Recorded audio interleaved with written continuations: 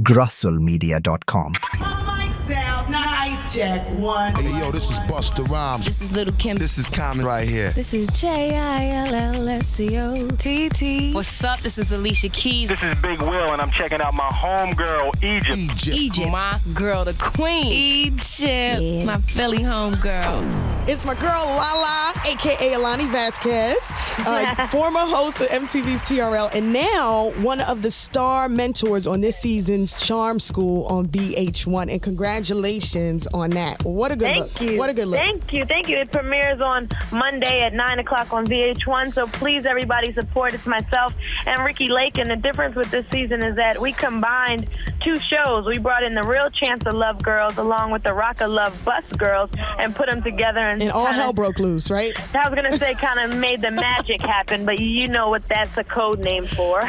Well, you know, honestly, I am a reality addict. I watch all the VH1 reality shows. I have everything on demand or on my TiVo, so I get to watch everything. And I've seen all of the episodes of Chance of Love. I've seen all of the episodes of Rock of Love. I've seen Ray J's show, just all of the Of Love shows. And the one thing that all of the shows have in common is they managed to find the wildest chicks. They are some wild chicks, and everybody wants to ask you, is it real? Is it fake? Do they really act like that? I can vouch 100%. They really act like this. This is how they really, really are. But in Charm School, the thing is about changing and becoming a better person. Right. So I think we were really able to make some differences in girls' lives. That's what I liked about Charm School. It wasn't about making a mockery of yourself. It was about coming in one way and leaving out a different way. And I think we made some progress with a lot of the girls. Of course, not all of them, but a good amount. So what are some of the highlights of the season? I know you can't give too much away. Well, this season is all about charity. So when you get girls that can be, you know, kind of uppity or snobbish or prissy and have to put them in grimy situations to help other people, I mean, it doesn't always go well. And another, you know, highlight is just, like I said, combining the two shows, which basically means you're combining the black girls with the white girls. And as females, we know that doesn't always mesh well sometimes. Right. It's a little different. So trying to get them to get along and live in a house together, that was challenging. Well, you know, a little birdie told me that there's actually a few fights in the house, right? Just a couple.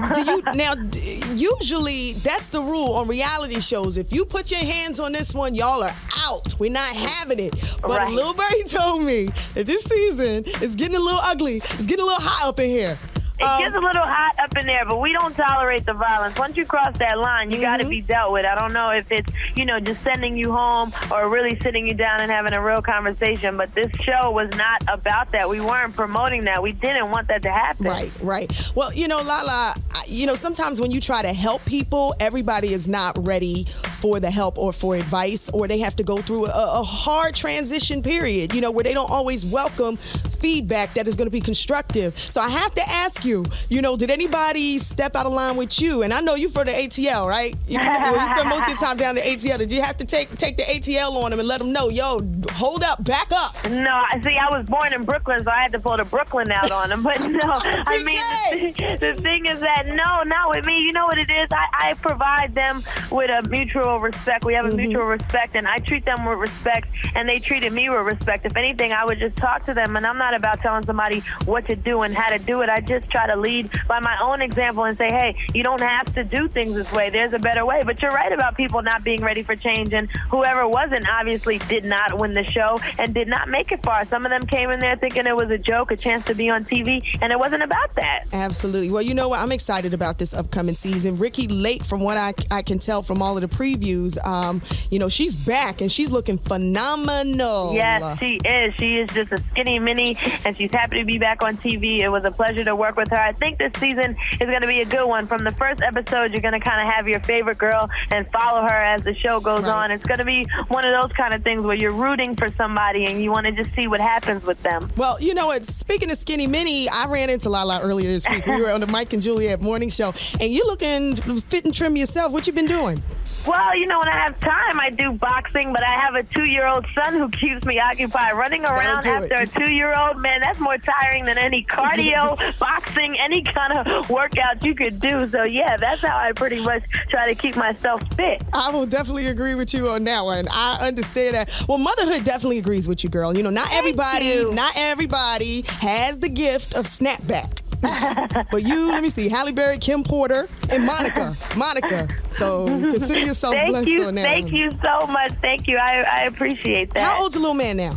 He's 2. He just turned 2 in March. Oh, so this is it, the terrible 2s. And it's already started. It's already started. My patience has been tested a couple times. Well, whose personality is that? Does he have more, yours or Mello's? Mine. Mello is exactly what his name is. Mello is very quiet, very laid back. It takes a lot to get, Mello going. My son is very outgoing, very loud. I have to tell him, Cayenne, let's use our inside voice when we're in the house and in places, because he thinks he can just scream and yell. And I'm like, your inside voice. And I'm always sitting there like, please don't embarrass me. There are people looking at us. Like, please don't do anything crazy. But I love my son. We have such a good time together. His new thing now is that I'm no longer Mama. I'm Lala. Don't start that. Well, because he hears everybody else. I told him no. My name is Mama, but it's hard because he hears everyone calling me Lala, and he goes, Mama, but Lala. Now you know what? Usually when I talk to women, obviously y'all already know me. Y'all know I'm a punk. I don't know when I'm gonna be able to have a kid because I'm just too scared. I witnessed my sister giving birth, and I ran up out of the hospital room. I was like, I can't do it. I saw all kind of things I didn't imagine. I can't do it. But when you usually talk to women, they decide if they're gonna have a second child by the way the first delivery went. Whether it was an easy delivery or not. How was your delivery? And did you have a C-section or did you do natural childbirth? No, I did natural, but I'm not gonna have any more kids. I don't want any more kids. And my reason is not for the delivery. My delivery was smooth. My reason is because I had a very, very tough pregnancy. I had hyperemesis, which is a term for extreme morning sickness. Can you imagine throwing up 9 to 12 times a day for 9 months? Oh my goodness. Yeah, I really thought like my life was over. I was like, this can't be really happening. And there was no going back because the baby was already in there. There was no going back. That scared me so bad that I don't know if I could put myself back in that situation again. I never heard of that before. Say it again. Hyperemesis. Emesis. I have to look at hyperemesis. I'm an expert now. 9 months with that thing on your back, you're an expert. Now, did anybody in your family experience anything like that? No, it's of course, it's like one of the most rarest things, and who gets it? I do, of course. You know what I mean? Right. It happens, and I kept living on this dream that morning sickness stops after 3 months, and some people said, well, for some people it's 5 months. Then 5 months turned into 7 months, and finally I said, you know what? This is not going to stop. You know what? This is not making it any easier on me right now. Thinking about I'm sorry. You feel me? I think I'm gonna have to give me a surrogate mom or something like that. I'm gonna say, give me the most bang for my buck. I want triplets, please. Thank you. We're done. It's over. It's a wrap. Get it all done at one time. Yeah, man. Well, good for you, girl. Well, all right. Now I can't let you go without telling you that I heard a little rumor. That you and Carmelo are going to do a half-court double wedding with Trina and Kenya Martin? Oh. Can you imagine that? Shout out to Trina. She's in Denver now. It's funny. I've known her for 13 years, and now I see her all the time in Denver. I'm like, what's the likelihood? But as far as me and Melo are concerned, I will say this. The wedding will come sooner than later. People really want to know about that. It's going to come sooner than later, and I'll definitely call you and let you know about that. But I also want to tell you about the Tyson documentary and just thank everybody for supporting it, because we have a production company, Crossover Productions, and we produce that. And man, everyone has went out and supported it and said great things, and I'm so appreciative of that. So I thank everybody for that. I did go out and actually see it. It was wonderful. I have to tell you. Well, wait a minute. It didn't premiere in as many theaters as I thought it would. No, because the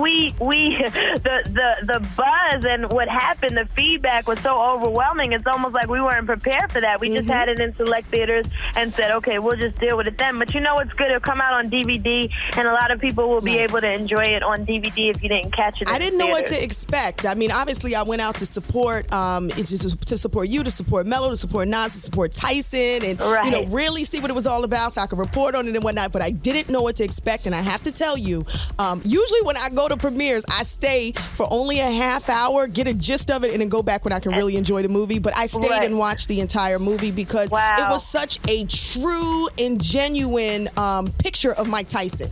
Right. He was raw.